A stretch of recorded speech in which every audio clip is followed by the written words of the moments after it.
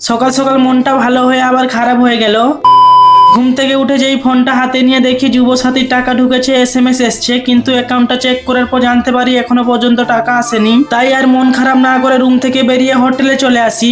সমস্ত কাজ গুছানোর পর এত পরিমাণ কাস্টমার এসছে, আজ ভিডিও তো দূরের কথা, জল খাওয়ারও সময় পাইনি।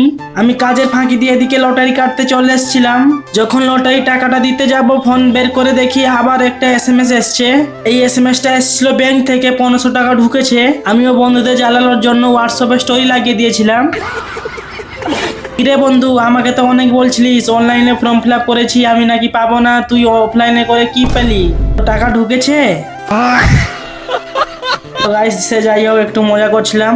ব্রেকফাস্ট বন্ধ করার এদিকে সময় হয়ে গেছিল, তাই আমি টেবিলটা ভালো করে পরিষ্কার করে বিরিয়ানি এনে রেখে দিই। আজকের ব্লগটা আমি এইখানেই শেষ করছি। সবাই ভালো থাকবে, সুস্থ থাকবে, টাটা। আর এইরকম ছোট্ট ছোট্ট মিনি ব্লগ দেখার জন্য আমাকে ফলো করে নাও।